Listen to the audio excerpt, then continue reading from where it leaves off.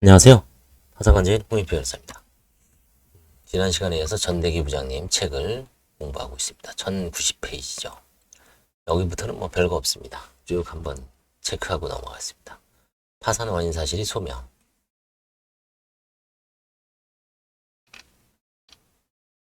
채권자가 파산 신청을 한 때는 채권의 존재 및 파산의 원인 사실을 소명해야 합니다.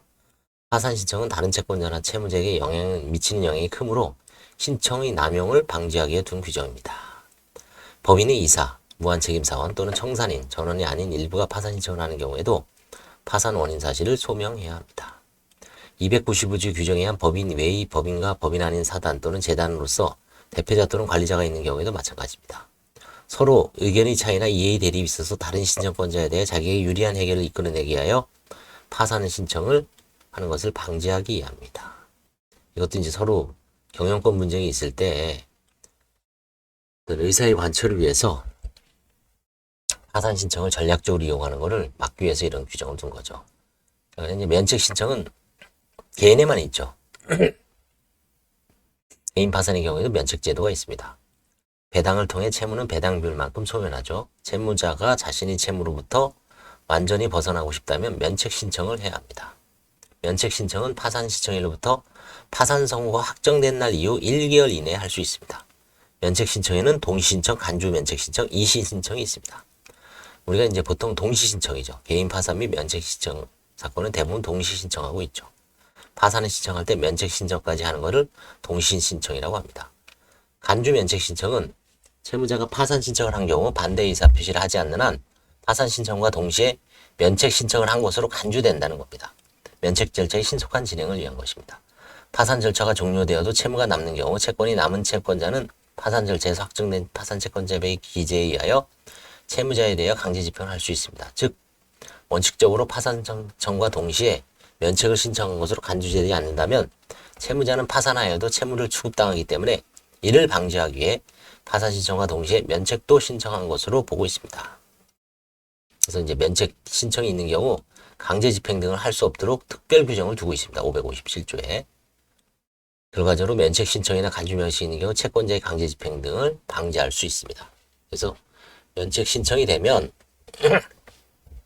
파산 및 면책 신청을 하고서도 뭔가 채권자로부터 추급을 걱정하시는 분이 있는데 법은 557조를 들어서 방지하고 있습니다. 그러니까 걱정하실 필요가 없다는 얘기죠. 파산 신청의 면책 신청 간주는 채무자가 파산 신청을 한 경우에만 적용되고 채권자가 파산 신청을 한 경우에는 적용되지 않습니다. 이때는 별도로 채무자가 파산 선고 확정한 날로부터 한 달 이내에 면책 신청을 해야 됩니다. 채권자 파산 신청의 대표적인 거는 여러분들이 인터넷을 구글이나 네이버에 현재현 회장을 치면은 동양그룹 그분이 이제 채권자 파산 신청을 당했죠. 그렇지만 면책 신청을 하지 않았습니다. 하단 사건만 있습니다. 그 다음에 이제 김성훈이라고 한번 쳐보십시오. FX 외환 선물로 이제 처벌받으신 분인데 그분도 이제 채권자가 파산 신청을 했죠. 가끔 채권자 파산 신청이 이제 있습니다. 한편 파산 선고를 받지 아니한 채무자에 대해 회생 절차 개시 신청 또는 간이 회생 절차 개시 신청의 기각 결정, 회생 계획 인가 전 회생 절차 폐지 결정 또는 간이 회생 절차 폐지 결정, 회생 계획 불인가 결정이 확정된 경우 및 회생 계획 인가 후 있은 후 회생 절차 폐지 결정 확정된 경우에 파산이 선고되면 회생 절차 개시 신청 또는 간이 회생 개시 신청을 파산의 신청으로 보게 되고 간주 면책 제도에 채무자의 반대 의사 표시가 없는 한 면책 신청도 있는 것으로 간주되어 면책 절차에 들어갑니다. 이시 신청은 이게 이제 다를 이자죠. 한자로 이거죠. 제대로 썼는지 모르겠네요. 좀 한자 다 잊어버려서 다를 이자. 그죠? 이렇게 씁니다. 채권자가 개인 파산을 신청한 사건이나 채무자가 면책 신청의 효과를 법률상 부여되는 것을 원하지 않는다는 의사표시를 하여 파산 신청을 한 사건에서 나중에 다른 시기에 파산 신청과 별도로 면책 신청을 하는 것을 이시 신청이라고 합니다. 다를 이자죠. 다를 이자. 다른 시간에, 다를 때에 파산 신청을 하는 것을 이시 신청이라고 합니다. 이시 신청이라도 파산 신청일로부터 파산성 확정된 날 이후 1개월 이내에 해야 됩니다. 1개월이 지나면 나가리 됩니다. 면책 신청 기간을 둔 취지는 실질적으로 긴밀한 관련이 있는 파산 절차와 면책 절차를 별개 운영함으로써 발생하는 폐해를 줄이고자 합니다. 다만 채무자가 책임 없는 사유로 인하여 면책 신청 기간 내에 면책 신청을 하지 못한 때는 그 사유가 종료된 후 30일 이내에 면책 신청을 할 수가 있습니다.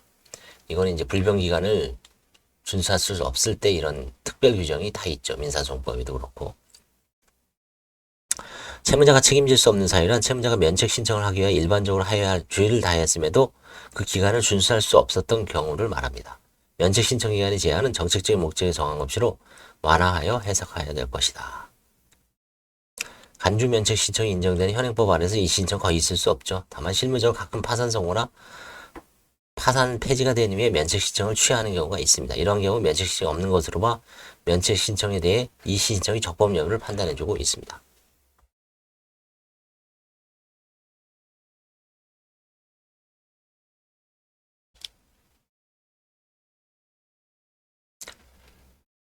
그래서 이제 파산 이번 시간에는 간주 면책 신청, 이시 신청, 동시 신청, 그다음에 이제 파산 원인 사실 소명에 대해서 알아봤습니다. 면책 신청에 대해서 이제 간주 면책 신청이 있다는 거를 알아두면 뭐 특별하게 어려운 점은 없죠. 감사합니다.